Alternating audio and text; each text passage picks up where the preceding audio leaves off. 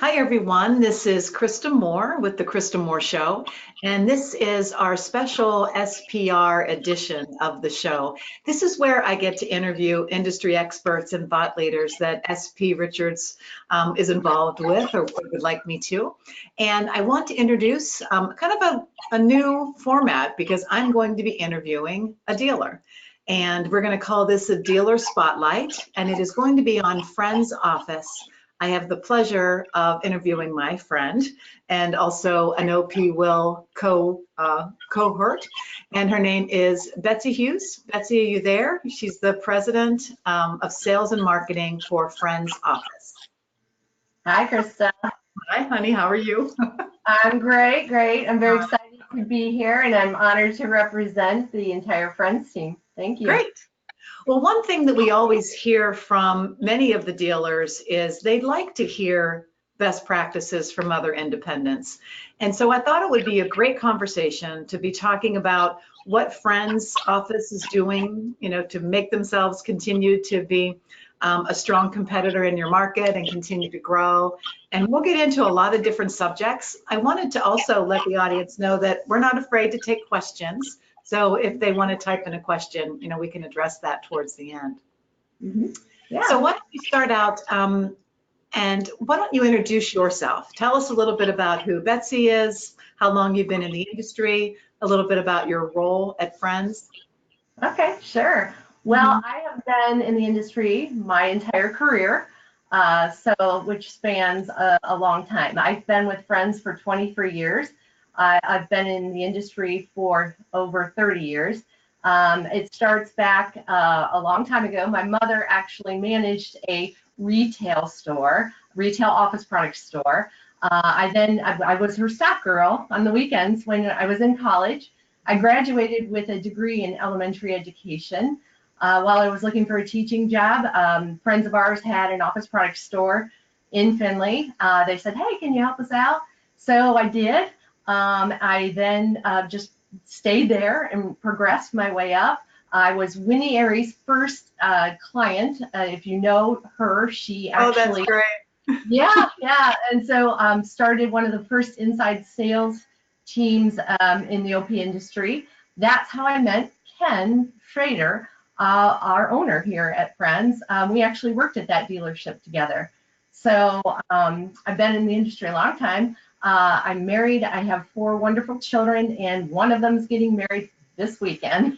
Yeah, and so when I asked you to join the show, I'm thinking, oh my gosh, she's got a busy week. Maybe she can't squeeze us in. So I appreciate that, and it's going to be a fabulous weekend, I'm sure.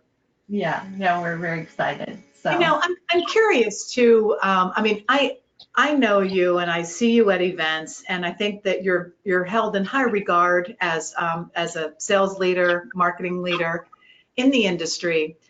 And I'm wondering too if you can kind of put your finger on it. Like, why did you stay? I know that sounds silly, but so many people have kind of went on into a different career or enjoyed sales and let's try a bigger corporation. Or tell me, like, what keeps you here?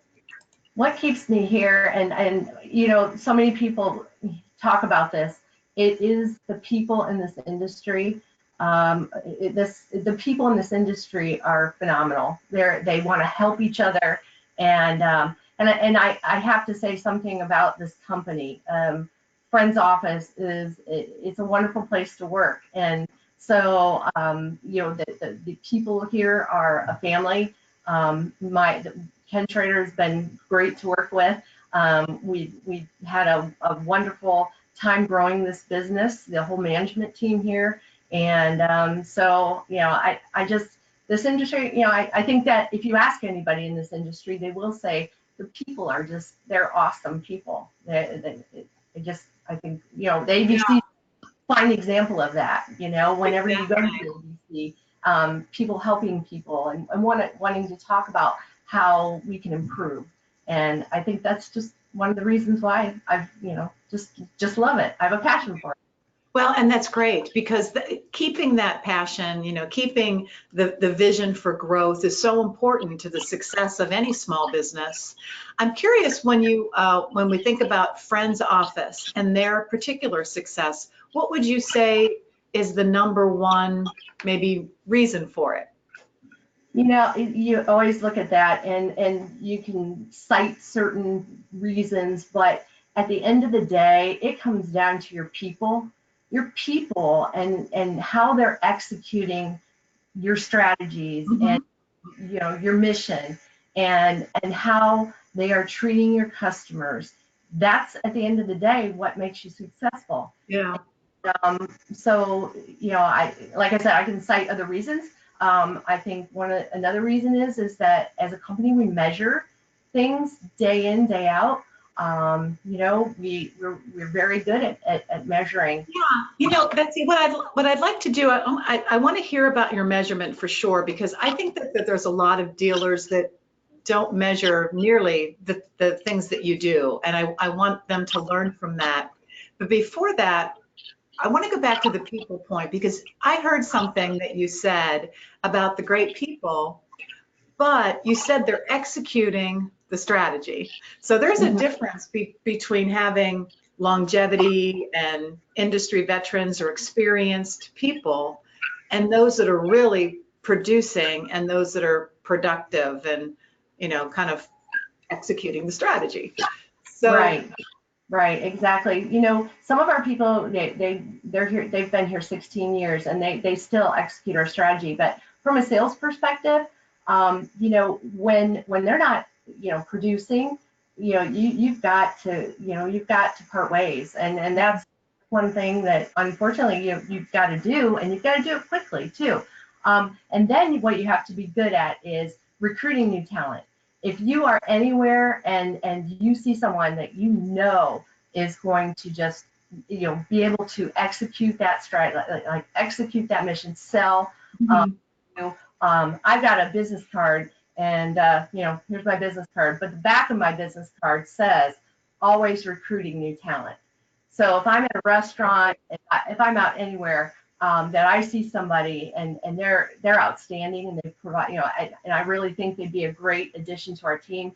That's part of my directive in my role in the company is, we are driving sales every day, all the time. It never ends, right? It never ends. Yeah. That's like well, and just having that top of mind, always recruiting.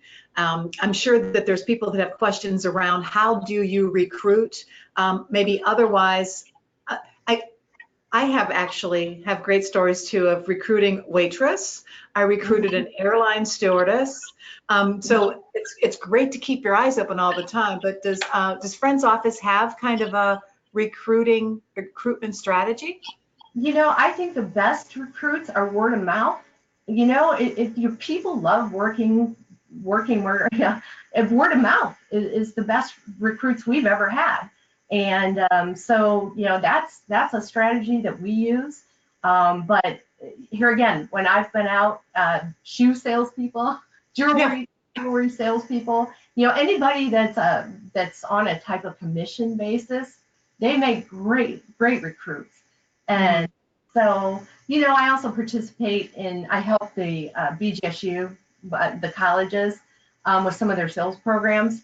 Those you get recruits that way. So yeah, and a lot of this is something that I hear from many dealers is they have an old school sales force that has been like veterans, and they're great at account management. They haven't brought in a new account forever, but they don't want to let them go because they're afraid they'll lose the customer, or they're thinking, well, we don't really have a training program to onboard and bring in new people successfully. But there's different excuses around that. And so then what happens is there's not a lot of growth in new business. And it's a common problem. And then we'll hear, well, let's treat our experienced, tenured salespeople differently, and then not have that many expectations, kind of just let them, continue until they retire. and maybe we need to bring a new sales force into play. I mean, that's just something that I hear so frequently, and I'm wondering what your opinion is on any of that. Well, I think that my opinion is that we're here to drive sales. That's what I tell the team. We have a rally call every Friday.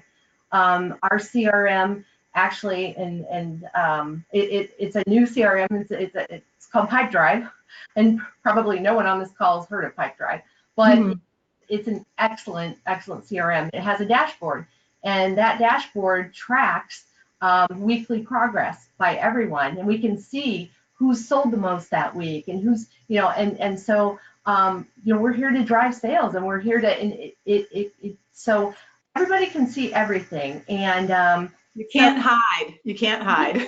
It's on the radar. Well, yeah, this you is can't great. hide. It transitions very nicely to what you were saying before about the measurement piece, and that you see that as one of the reasons why Friends Office has been so successful, is that you have a measurement and management system in place for transparency and accountability. So I'd like to hear more about your CRM, and also just what are some of the things that you do measure? So the CRM, it's again called Pipedrive. And the unique thing about Pipedrive, it was created by salespeople for salespeople. So, CRMs will not be used by salespeople if they're too difficult to use. If they're just here, right. So I chose this CRM because it is the easiest thing to use. So there's no excuses, and even your not so tech savvy salespeople, even they can use it, and it's mobile. It's easily used on a mobile device. It actually will sync up with your Outlook calendar. I had so many excuses before. Well, hey, I use Outlook. I don't use, Yeah. So it's not really syncing up with your back end system. It's not a data intelligence tool, but it's a pure CRM. Yeah, we still use Accelerate for our, for all of our data. Yes. But I, through Pipedrive, we can see everything. We can see emails. I mean, remember, you're not just, activity these days isn't just this and meetings. It's also, what's the rep doing? It's a great point. I was just talking with a dealer yesterday who, I was talking to the sales leader, and she was struggling with accountability around different areas of the sales process. Like she can measure how many phone calls they make, but she doesn't have a system to measure how many emails they're sending or how many connections they're getting on social media, to add some digital sales and marketing to the mix. And I'm just curious, what is your kind of attention to that? Right, we use every avenue. We also, what's nice about Pipedrive, it also has applications that are that link in with them. So we utilize Lead Feeder. So Lead Feeder goes out, and it will tell us actually who has hit our website.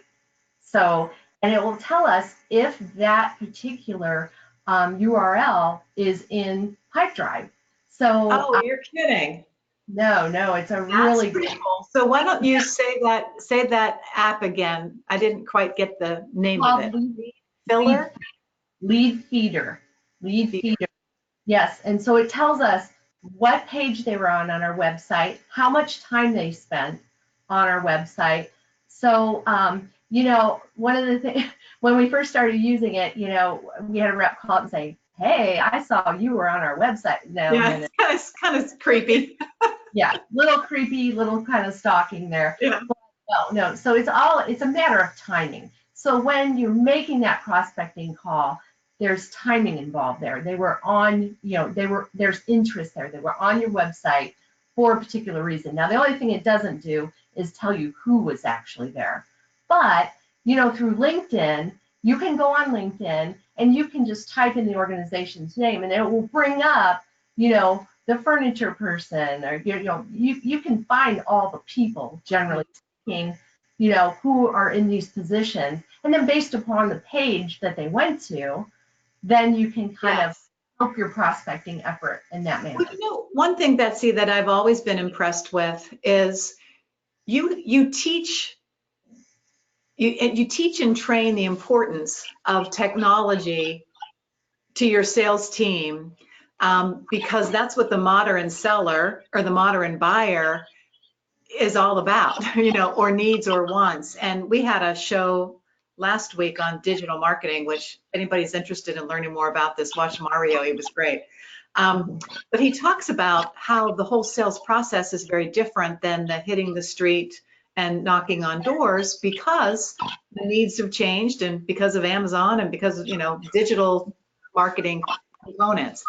So I love it that you're leading your sales training and sales leadership around technology. Because what you're telling me right now, I don't hear that very frequently. Yeah, we've got two individuals in our marketing department, which a lot of dealers don't have a marketing department. Mm-hmm. Yeah, and I am blessed to have these two individuals that are so tech savvy and so creative and so social. They're wonderfully social. And if you take a look at all of our social feeds, they're social media, they are fabulous. And so they help with that. We're trying to tie in our sales effort, with the marketing, with it, and tie it all together. It's got to be all together. It can't be a separate effort. And so really, really focused on keeping it consistent, keeping it all together, and that brand, and that we thought that the speaker at the ABC conference, Jay. Oh my gosh, he was great. I've heard him a few times. Love him every time. Yeah, he was so. Even the cat thing was a little, out there. It's pretty bad. That's what main thing I remember was his cat cry. Yeah, but he was so spot on, and so we focus on a lot of that. I want to talk about that a little bit more, Betsy, because even before I really knew Friend's office and knew you, I saw you socially when you were doing giving awards to customers, or like a customer appreciation thing. And I just have noticed that from a marketing perspective, you all do some great stuff. And I just want, maybe you can give us 3 or 4 things that the dealers can take away that were good marketing strategies or approaches that really worked for you. So Office Crashers, that's one of our favorites. And how Office Crashers came to be is, in our marketing meetings, we like to just brainstorm. Let's just brainstorm. Let's put it out there.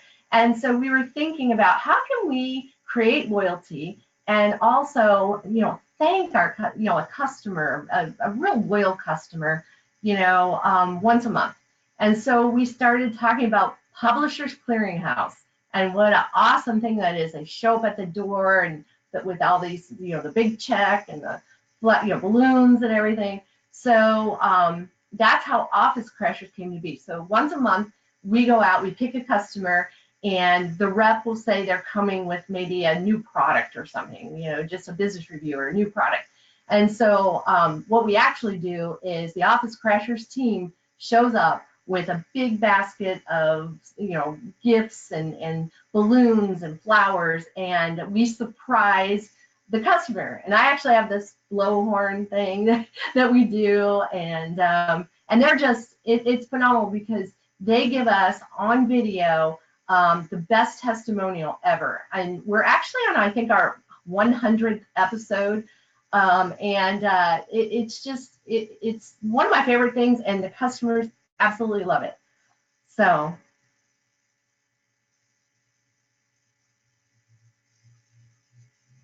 Oh, I can't hear you. I turned my mic off.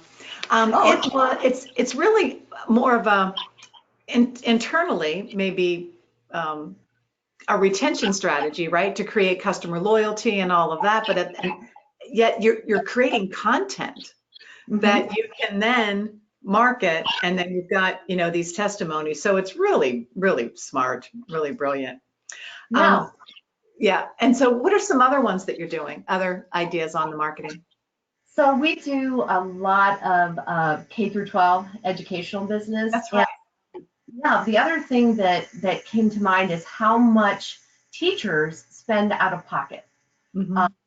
it's a lot of dollars that they spend out of pocket. So we decided to come up with a program where they can, it's called our WRITE program. And WRITE, WRITE, stands for We Reward Innovative Teaching Endeavors.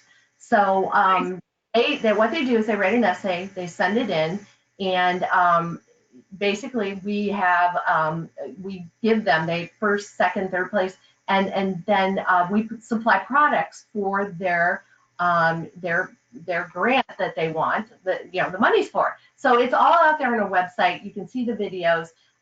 Some of these schools actually had their local news or newspapers show up.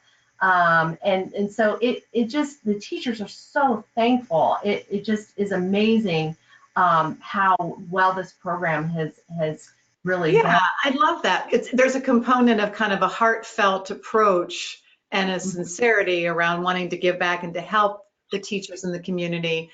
But yet again, it's still a great way to brand your company for that vertical market. Yeah, we do other cause marketing as well. There's a new one we're coming out with. Watch for that on our website. We do a food drive at Thanksgiving. We support so many of our local charities and things like that in our communities. I want to add to that comment of what you just said about supporting your local community.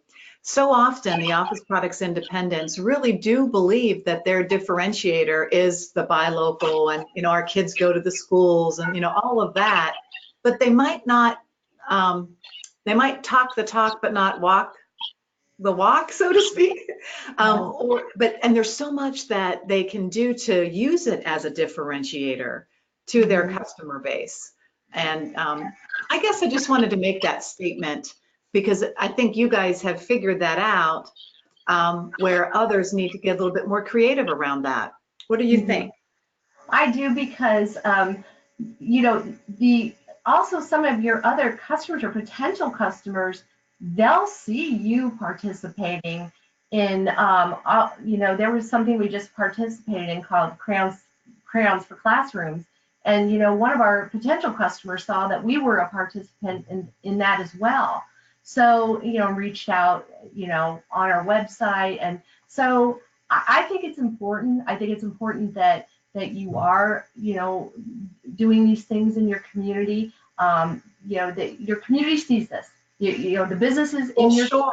Yeah, when you think about if I'm a buyer or a purchasing agent and I get a call or an email or whatever from an office products independent, if I don't know who they are or I don't have a perceived understanding of what their cause is or what they're all about or who, even the salesperson, who they are, I mean, you would think that it would take a whole lot more touches to get to a meeting than if, oh, I saw you at the local charity event last week. I mean, that's just a no-brainer to me, but it takes time, it takes talent, it takes like a real focused strategy around that. Yes, it does. It does. And so, like I said, I'm very blessed to have our marketing team. They do a lot of that as well for us. So, it's helpful. So I heard a few things. I heard the right people, accountability, measurement, monitoring, and kind of be relentless in that, but have fun with it. I heard marketing, smarketing, we talk about sales and marketing combined and those two systems working well together. And then that technology piece with the CRM. I have a lot of people asking right now through the chat if you could repeat the name of the company, both the app and the CRM, because they didn't quite get it. So yeah, and you have to make sure that they let Pipe Drive. Pipe, P-I-P-E-D-R-I-V-E. That Betsy Hughes sent you. I don't blame you. Absolutely. Yeah. And then the app that is able to integrate into your website. What is that called? It also integrates into Pipe Drive. It's called Lead Feeder. Leadfeeder. Correct. Mhm. Okay, there we go. We Yeah. answered probably half of people's questions. And I Yeah. think because they struggle with that, and you know, it's so important. So I love some of the things that we definitely shared. I'm curious, maybe more for what your opinion is on the office products independence today, and like where do you see this going?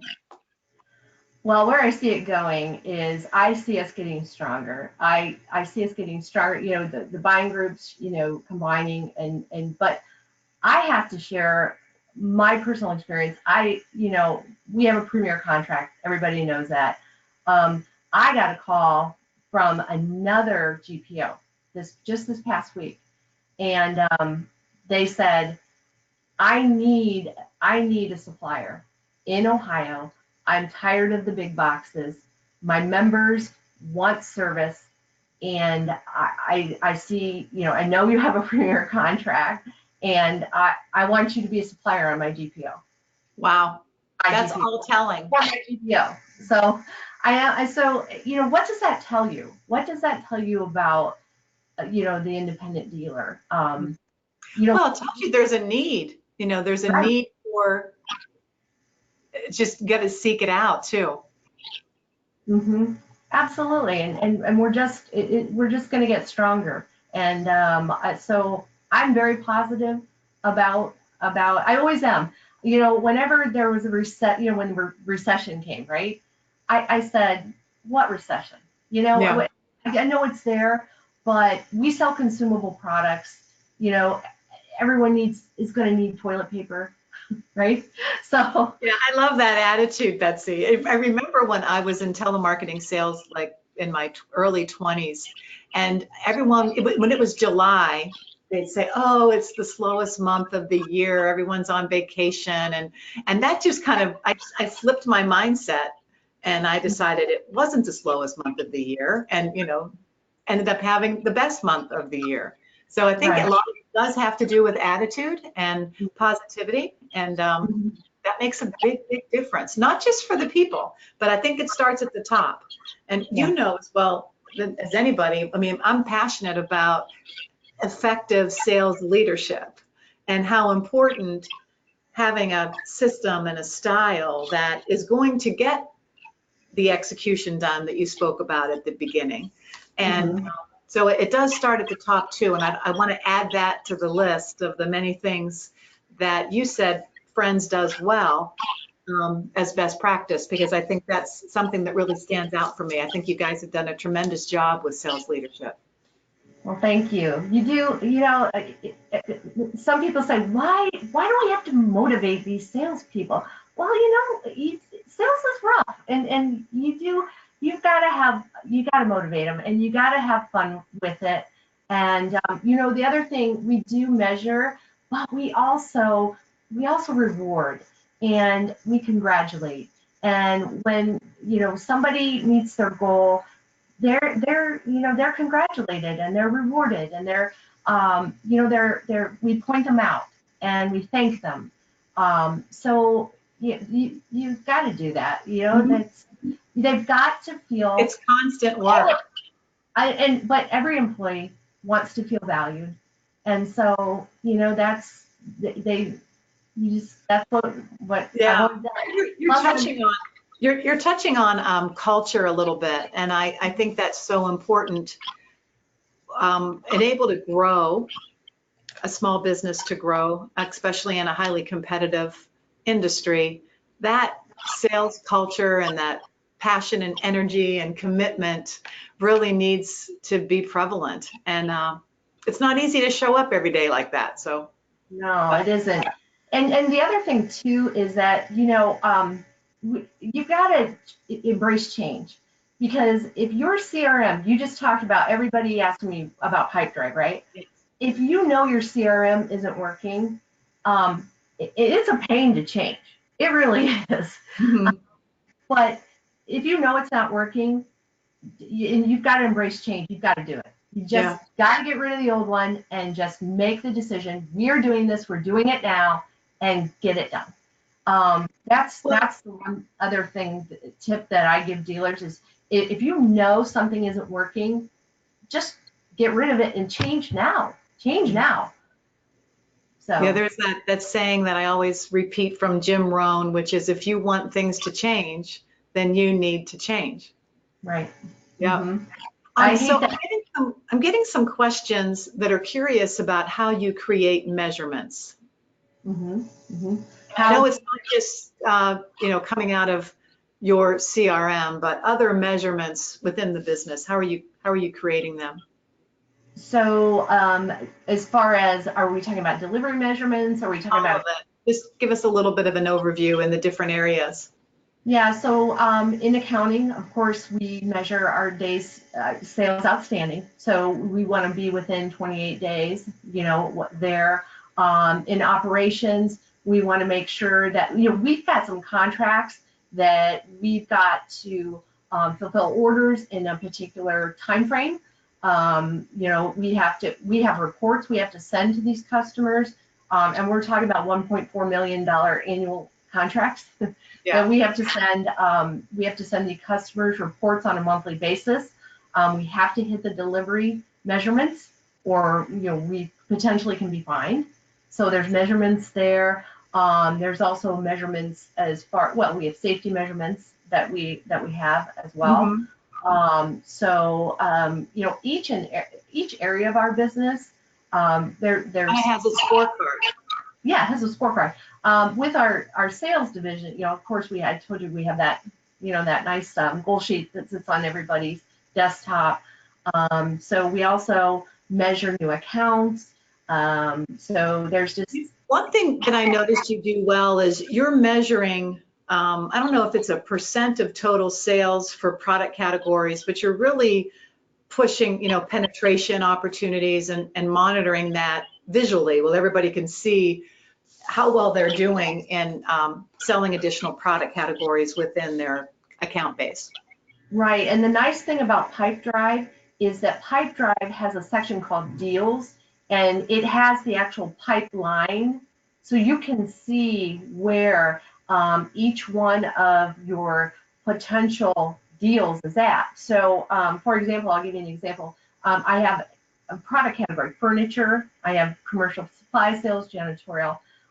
So I can actually see, and it gives you a dollar value. So right now, I have a HON spiff going on. Okay, so we're trying to hit our HON numbers for the year. So I have a HON spiff running, and they're entering that deal as the HON spiff. I can actually see from the time period I created the HON spiff where we're at now, how many dollars I have sold in that time frame under the HON spiff. And I can see how much dollar value I have right now going on. So is that all being manually entered, or is that systemic? No, they're entering it as they're actually working with the contact. Good deal. Yeah. Yeah, they're entering. It needs to be kept track of somewhere. So let's put it all together where you can get the measurable reports and how well you're doing with that contest. Yeah. That's right. And appreciate that. Forecasting right now is incredible through Pipedrive. I can't say enough about it. I wasn't able to forecast hardly anything. I mean, okay, send me everybody via email, or fill in this Excel report. Nope, you can just pull it right out of Pipedrive. Wow. And I think forecasting is almost a foreign word without a CRM. And most business owners would love to have a forecast as they're, planning into next year, or where they can spend any extra money. Mm-hmm. The other thing that Pipedrive does, I'm sure everybody out there gets so frustrated that they lose an account, and the customer will say, well, nobody called on me, right? So Pipedrive will allow you to look at all the contacts and see the timeline. It will show if there was a meeting, an email, or a phone call, and it will show if there wasn't one. So within a 3-month period. So if it's blank, that means nothing's been done with that contact. So it's a very nice tool to show, okay, so-and-so or the organization itself. Okay, so it can be by the contact or the organization. So I can pull up the organizations and look and see no contact made for the last 3 months. Well, and so can the sales rep, right? I mean, this is all by rep as well, and that could help them focus on, who they should be contacting. Yeah, there's no excuses anymore. Well, I didn't, I didn't know. Yeah, you take them away. Right. I love that. Yeah. I'm going to look at the screen here a minute and see if there's any other questions coming in. I might have to go further. What are the major categories that Friends focuses on? We actually focus on all product categories. So supplies, furniture. We just landed like I said, the $1.4 million contract was a custodial contract for a school system. So. And if I understand, you have directors of sales. Well, I think you've got, what, 24 sales reps?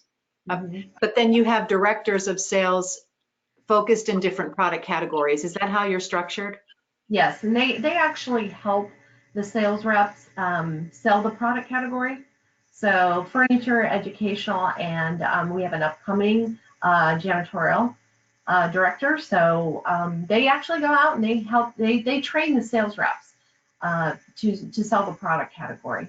And, so the sales reps are responsible for all categories, but there's directors or specialists that sounds like mentoring and coaching and training them in that particular area.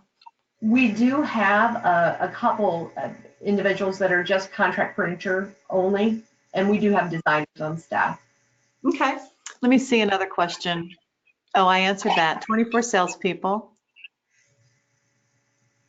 Who does the manual entry into the pipeline? And is it the sales reps that do it? Yeah, they do it. And there is a mobile app. So as soon as they come out of an appointment from a customer, most of them do it mobily. So they can enter a deal, they can enter a call. And the other cool thing about Pipedrive, I should probably be a sales rep for Pipedrive. Well, I was going to say, we need to talk with them because we can cut out some of this video as a testimony. I know. Maybe they give you a discount for the next 6 months or something. Well, I know.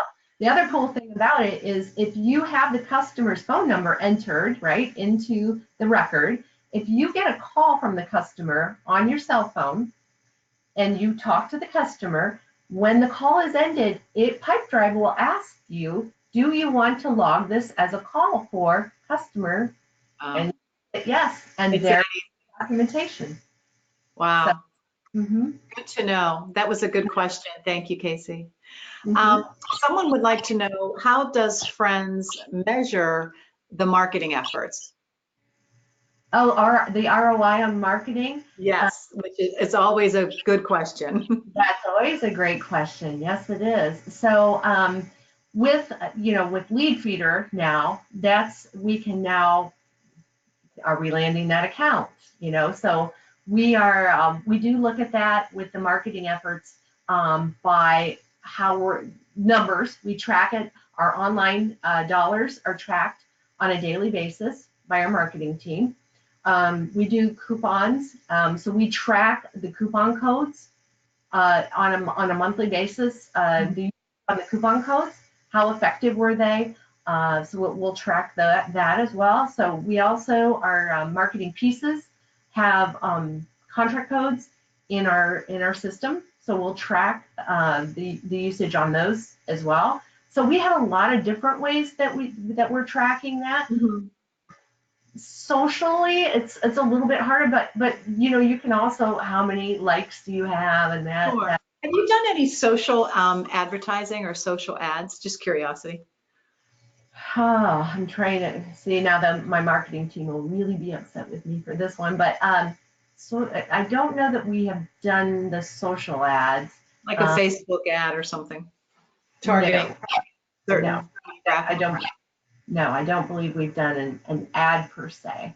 But I have one more question. Do you have salespeople that still sell the old-fashioned way by pounding the pavement? I would say no. No, that old-fashioned way is no. most we have them set appointments, and just going out knocking on doors, and it's just a waste of It's a time. lot of time wasted. So Well, and I think there's something really, really curious about Friends Office as an independent and the brand that you have in your community and what you're doing with marketing around that brand. And that is part of the sales process, especially for prospecting for new business. You know, right. if a Friends Office sales rep showed up at an office, they might be more welcomed than Joe Blow office products because they don't even know who they are. So it's really a combination of all of that. Right. Someone else had asked a question. It was a little bit earlier. Someone asked the question about this whole marketing thing that we talked about, you know, combining sales and marketing.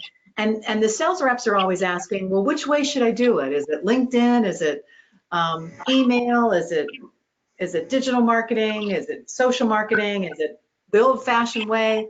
And he was saying in his comments that he tells his sales reps, whatever works. And I appreciate that answer, but I also heard something from Mario last week that was more about whatever the customer wants. So I want to just add that onto it because the customer's needs are different in how they're going to communicate or how they want to receive a salesperson. Then we need to shift and change that. So Mario even said last week that the answer to that old-fashioned sales question was yes, maybe. It depends what the customer wants. Right. And I just wanted to wrap that thought up and just get your opinion on that. Well, and two, I want to add something. Every day we get about, on average, 3 to 4 inquiries coming in from our website, whether it be referrals or customers saying, I want to set me up, I want to do business with you. And we say, how did you hear about us? And they'll say, I used to do business, or I used to purchase an XYZ company, and I've now moved on to another company, and I loved your products and services. I loved everything about you. So, remember, these people, that word of mouth is so powerful. And the experience. I have a lot of salespeople on the line that are going, well, I get all my business knocking on doors, and that works for me. And I'm saying, that's great that works for you, right? I will also add that in bigger cities or selling to the government or even schools, it's difficult to get in the building, you know, or there's a lot more security, or you're dealing with traffic.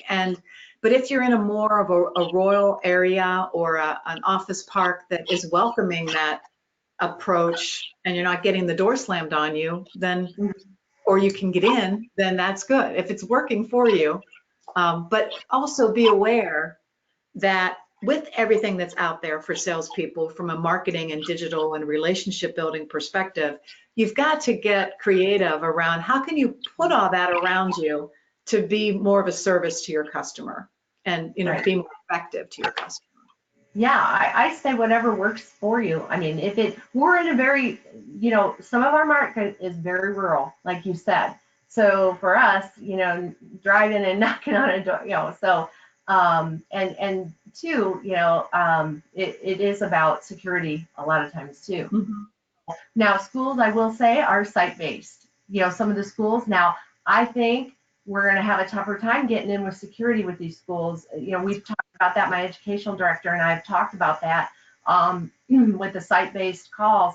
I think these schools are going to get more security. So, just making a cold call like that, I'm not sure where that's going to lead, where that's headed. It's not going to be as effective, yeah. Well, we could talk for, days on a variety of subjects, but I am so sure that we've answered a lot of questions. We've given some of the viewership some creative ideas. If anything, hopefully they leave this and we'll share it with someone else to listen to some of these ideas as well. And I just want to thank you for your time on this. I know some are going to want to reach out to you and get connected with you. I want you to do a little plug for OP Will, if you would, because you've been a proud member of OP Will for a number of years. And if we have any recruits on the line, um, I'd like you to pitch that. And then All we'll show some of your information and people can get in touch with you. Okay, yeah. I mean, OP Will is awesome. It's an amazing group of women, and they're such a support group, and we share ideas and information, and it's an amazing organization. And for those of you that are on the call and aren't a part of this organization, I encourage you to join, because it is really, really been a great experience for me, and I can't. Yeah, and both of us have been in the office products industry a long time or affiliated with it, and it has been a very male-dominated industry. And there's a lot to say for being a good mentor and support for other women to continue to grow and develop in this field. So that's what we're all about, and I'm glad you're a part of it. I appreciate it. And we're showing some contact information. There was one other thing that I wanted to share with the audience before we left. At ABC, we had a bonus special on our Race to Amazing Success Kit. And what that is it's the book, and we put a digital course together, like 13 chapters, and there's 13 courses. And we had a great ABC bonus. We shipped a ton out. I think we might have a picture of that. And we just mailed a bunch out. A lot of you that are on the line purchased it at ABC. Just know it's in the mail. Look for it. And we're packaging more to go out on Monday. What we're going to do, if you're interested in this and didn't get a chance to grab it, call us, email us, and we'll put you on the list. And we're going to load it up with some extra bonuses if we get the order before Friday, end of business. So just wanted to share that with you guys. So one last question for you, if you don't mind.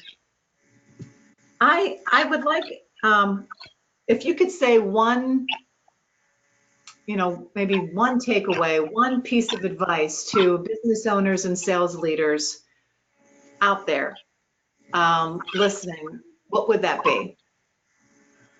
Well, like I said, I just, embrace change. I read a lot. I really read a lot, and I study a lot, and about organizations that have been successful, what makes them successful. Here you're asking me all these questions, and so, but I think, the biggest thing is really, embrace change. You've got to change. And I hate that saying, well, we've always done it this way, so we're going to continue to do it this way. You can't do that. I think that embracing change and implementing change and executing, I had somebody ask me, why are you always telling people, our strategies and things like that and helping people? I said, well, what's funny is that you can tell somebody all this, but the thing that they're going to have to do is execute it. And so it is about execution. Yeah, you are absolutely right. Right? I did. Yeah. I've used that term a lot today, but it is about execution. And that is, if you get pipe drive, guess what, guys? You're going to have to implement it. You're going to have to execute it. And that's the hardest part. That's the hardest part of anything.